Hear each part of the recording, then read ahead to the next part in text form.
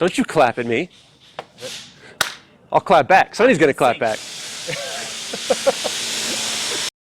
Hello and welcome to a new thing that we're gonna call Racers React. I am 2 drinks in and this is Sonny, and we're gonna watch some videos that we've never seen before, and we're gonna do some combination of actually coaching whoever's doing the driving about how they could have done whatever they did better, and just absolutely shitting on whatever it was that they just did.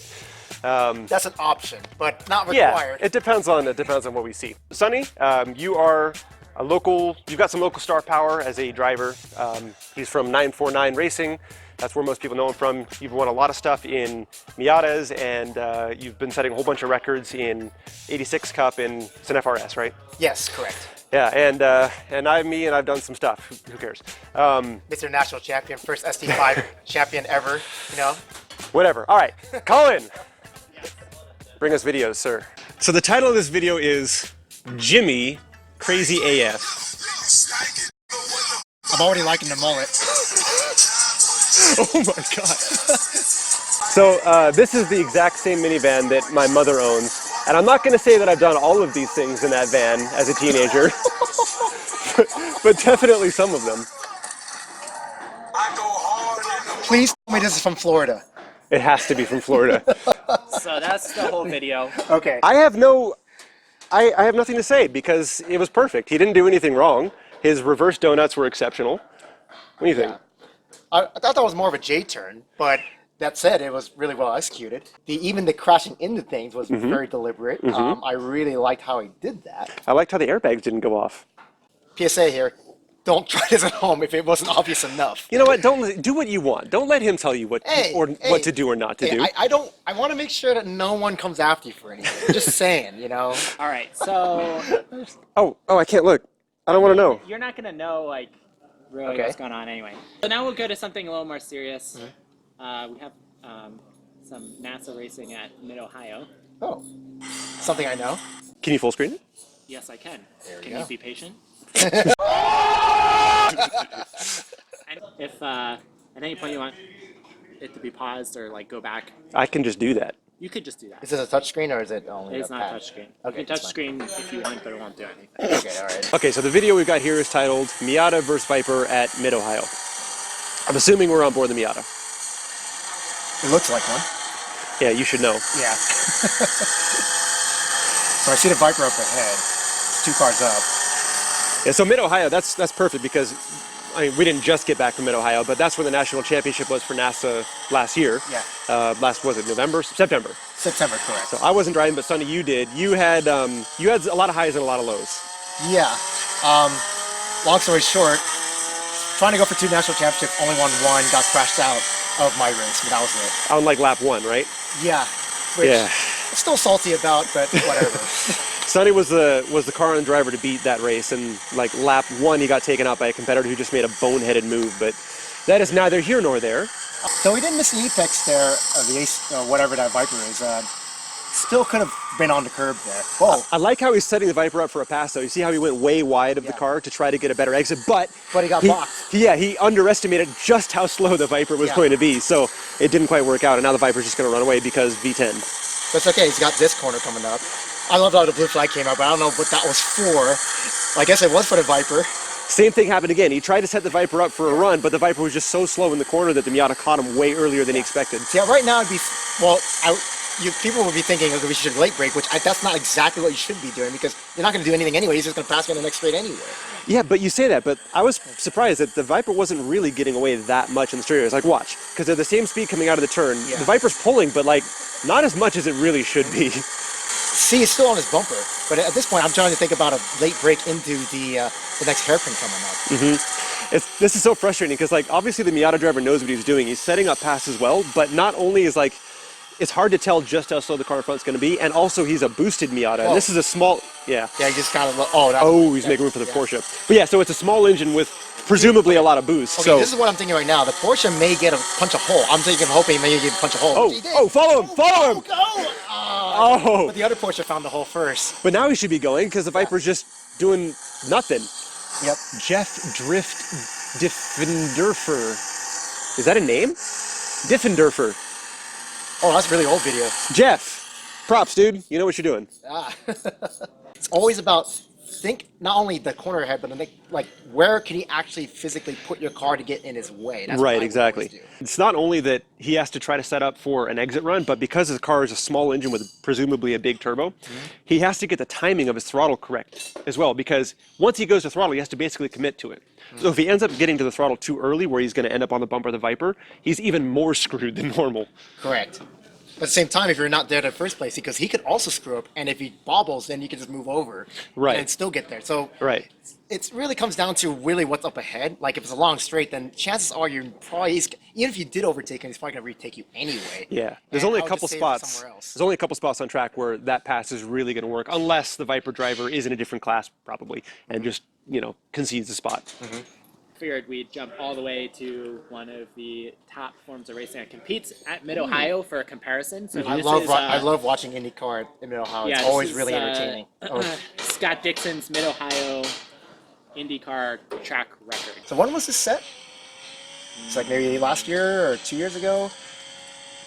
I can't tell by the bodywork No, of this. I wouldn't be able to gee, tell. look how close the tires were to that wall. Yeah. See, he's taking the inside line. Well, a lot of people would run wide normally, but he's still, just like any other guy, would actually take the inside because he has a lot of grip and just take the inside. Yeah, a ton of downforce in this car. Imagine the speed he's carrying through turn one there. A little bit of dirt coming off the front tire there. Yep, using all the track there. Ooh, a little bit of oversteer. No, you got that just right. Oh, there we go. I was wanting to see his hands there. Yeah, do you see that he barely steered for it? I bet you that back end was just rotating enough, but just enough so that he has to steer less. Just the right amount, yep. Yeah. Oh my God, that's What do you think the top speed is in an IndyCar mid-O? I mean, that's a long straightaway. I'm pretty sure you can find another video to really see that. Yeah, geez. Look at the way he's moving his hands too. He's just getting these tiny amounts of oversteer and he's dealing with them. The car's not going offline. He's not turning. I say oversteer. The car's not turning more than he wants because he's reacting and turning less with the front to match what the rear's doing. I don't know if you saw it going over to Thunder Valley. Yeah. 1 minute 4, That's 581. I don't know if you saw the oversteer going over Thunder Valley, but that just shows you how much oversteer basically how light the car gets over it, even with all that downforce. Yeah. Okay. Wait. So this is 1 minute 4. Sonny, you just won national championships for time attack in NASA. Yeah. What was the time in your Miata? It was a 30. Was it 36 or 37? I forget. Either one, 36 or 37. I forget. So half a minute slow, Yeah. half a minute slower than an IndyCar. Basically, what that says is he can lap me. So every 3 laps, he laps me twice. Yeah. Like that. It's some rate like that. Or Don't ask me to do math. That's just ridiculous. Goodness gracious. I'd have probably got that math wrong. I'm kind of sort of inebriated at the moment. Cheers. Cheers to that. This video has no name. I don't know how old it is. I found it in one of my liked videos. I don't know when I watched this. I have no recollection of it. And the only thing I know about it is the person who uploaded it. It says, "To the guy who made this, thank you for this masterpiece." Okay. And boy, is it. Boy howdy. Golly gee. Beat of the Rising Sun. In case you're wondering what the name of that song is, I am terrible at naming initial D in Eurobeat songs. But you know this one. I'm pretty sure it's this one. Is that Dave Rogers? I don't know the artist names, but I just know the song names. Okay, are you in Initial D Hell on Facebook? What is that? It's a Facebook group. It's just a posting group for this kind of stuff. But Beat of the Rising Sun. Dave Rogers is in the group, and occasionally he will post in this posting group on Facebook. It's pretty great. Amazing.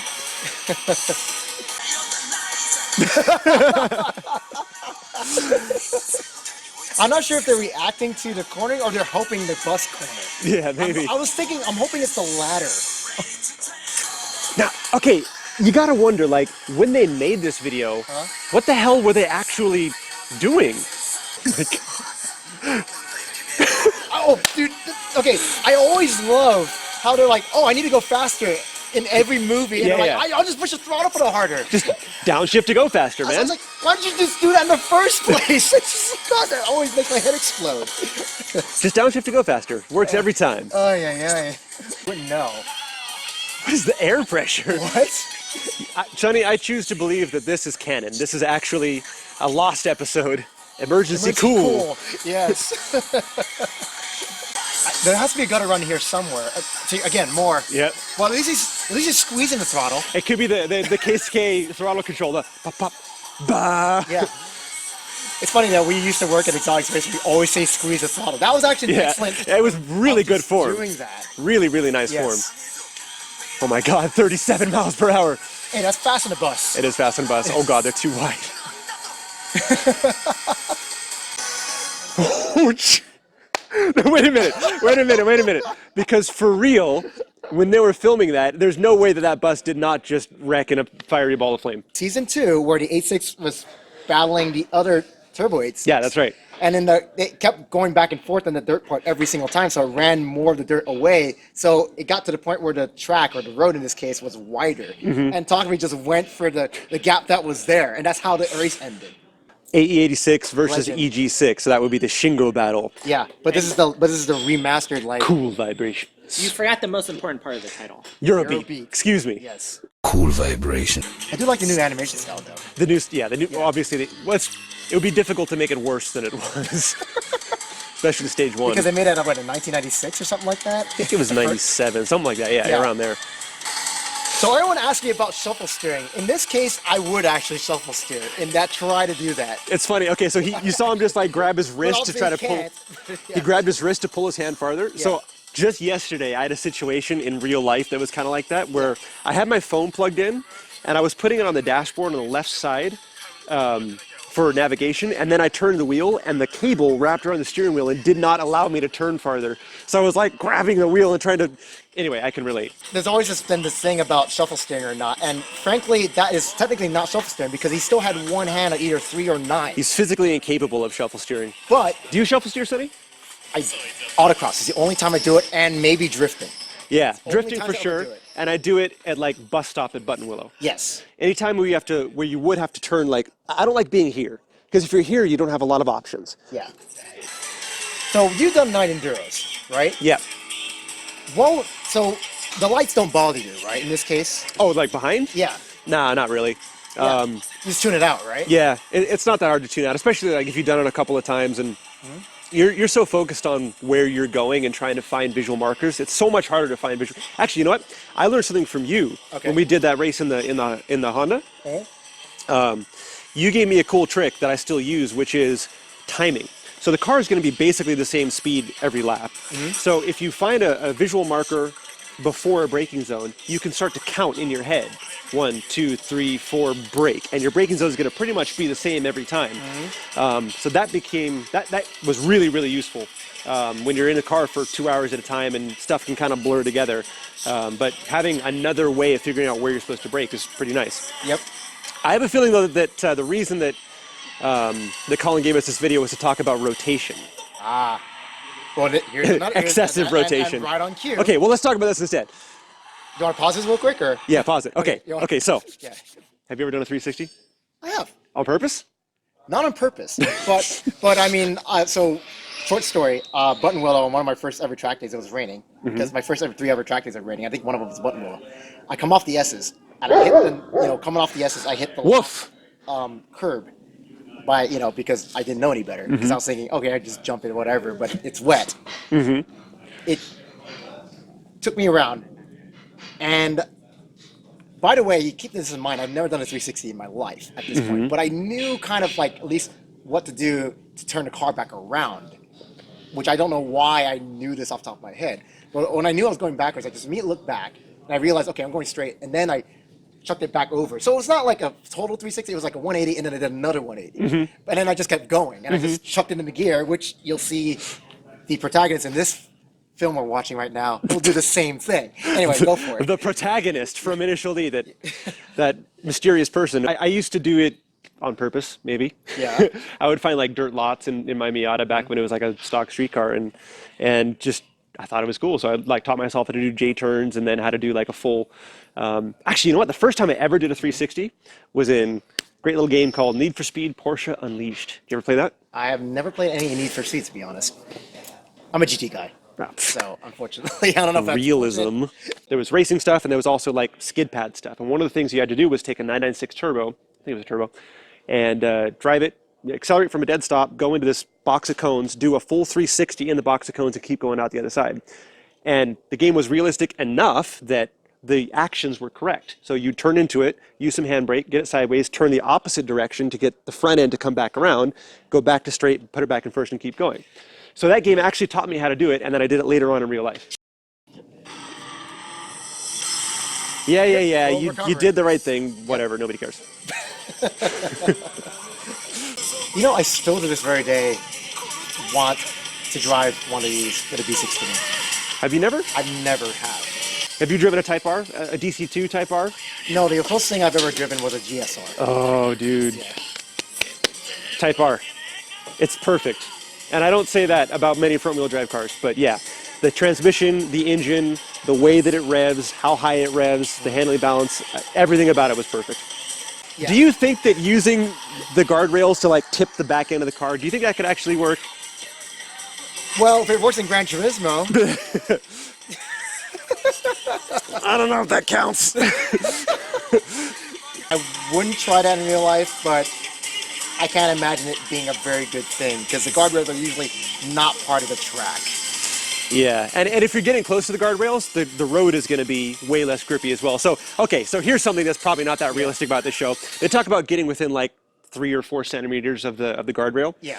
Like, okay, yes, that would be using more of the road. However, where people are usually driving, the road is going to be very clean, and where people are not driving, that's where all the junk and the dirt and the leaves and stuff is going to be. So if you were to go that far out, the car would probably have way less grip than if you just stayed on line. So it would probably be better to actually stay not quite so close to the guardrails. Maybe if you're apexing close to one, it might be a different story because the C inside tires are not doing a whole lot anyway. Well, you say that, but then you go and watch F1 or any other professional series. But in a professional series, Yeah. everybody is driving that close, so that's where it's clean. That is true. We're talking about a public road here Yeah. where there's a bunch of plebs driving around, just no idea what they're doing, staying really close to the middle, probably texting. By the way, I don't know if you have. Have you been to the real road? No. I have.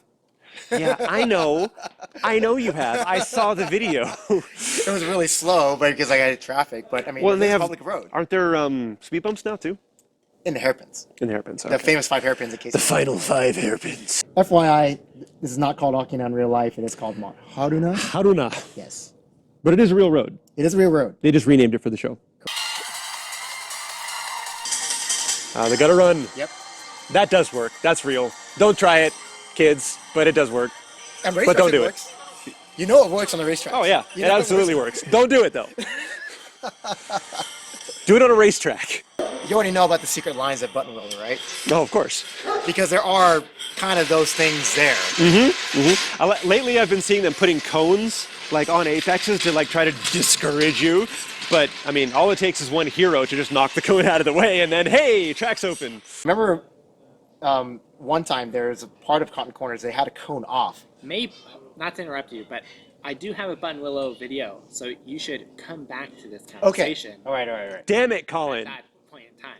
Okay. We're gonna forget about it by then. That's fine. So they had a cone off something, and all I remember was I was following Emilio through this thing, and he just did not give a, am I allowed to swear here? And he realizes that, you know what, it's worth time. I'm just gonna knock the cones off, and who cares if I just, there's a hole there, I'll just miss the hole. So he just goes ahead and just plows all of them away. And the rest of the race, there's no more cones there. We just like, there you go, there's your hero. A right hero. there. Yep, a true hero. A hero comes along. So why did he crash? He was Oh, trying to wait, crash. go back. So Go back. explain that. We'll explain. Why did he crash? Okay.